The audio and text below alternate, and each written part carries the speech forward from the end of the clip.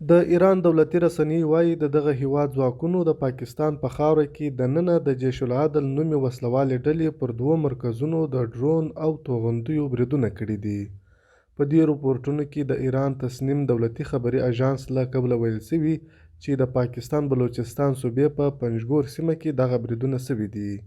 له برید څو ساعته وروسته اسلام آباد په یوه خبرپاڼه کې دا بریدونه په سختو ټکو غندلي او دا یې د خپل هوایي حریم نقص بللی او په تړاو یې د ناوړه پایلو خبرداری ورکړی دی. پاکستاني حکومت د سې شنبې په شپه د جنوري په 14مه په یوه خبرپاڼه کې ویلي د دغو بریدونو رامنځته کېدل دې ته په پام سره چې دواړه هیوادونه ګڼ ډیپلوماټیک چینلونه لري لا ډیره اندېښمنونکې خبره ده. د دغو بریدونو نور جزئیات چې ایران یې د توغندیو او بې پیلوټه په نوم یادوي تر اوسه نه دي خپاره شوي، خو پاکستان وایي په دې بریدونو کې 2 بېګناه ماشومان وژل شوي او 3 نجونې ټپیانې دي. پاکستان وایي په تهران کې یې د لوړپوړو ډیپلوماټیکو چارواکو له لارې د دغه هیواد د بهرنیو چارو وزارت ته خپل اعتراض وړاندې کړی او دغه برید یې له خپلې ځمکنۍ بشپړتیا ښکاره سرغړونه بللې او د پایلو مسؤل ایران بولي.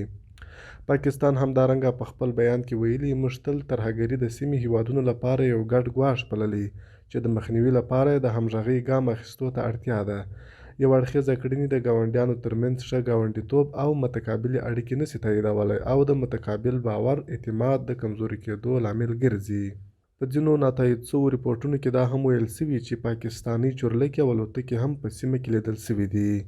دا برید په داسې حال کې شوی چې د ایران د بهرنیو چارو وزیر امیر عبداللهیان د پاکستان د موقت لومړي وزیر انورالحق کاکړ سره په سویټزرلینډ کې لیدلي دي. جیش العدل د سني مسلمانانو یوه وسلواله ډله ده چې د خپلو فعالیتونو پیل د ایران له سیستانه کړی و. دا ډله په سیمه کې د یوې بلې وسلوالې ډلې جندالله مشر عبدالمالک ریګي له نیول کېدو او اعدام وروسته جوړه شوه. جیش العدل ډله وایي له ایران سره د بلوڅو او سنیانو د حقونو لپاره مبارزه کوي او په دا وروستیو کلونو کې د ایران په سویل ختیځو سیمو کې د دې هیواد له سرحدي او امنیتي ځواکونو سره یو شمېر وسلوالې نښتې کړي دي. پر دې ډله تورونه لګېدلي چې په 2005 کال کې د ایران هغه مهال ولسمشر محمود احمدي نژاد د وسلوال برید په ګډون په یو شمېر چاودنو او بریدونو کې یې لاس درلود. د ایران انقلاب ګارد یا سپاه پاسداران له دې مخکې ویلي وو چې د عراق د کردستان مرکز اربیل ته نږدې د اسرائیلو د استخباراتو ادارې موساد مرکز او په سوریه کې د داعش ډلې مرکزونه په نښه کړي او ویجاړ کړي دي.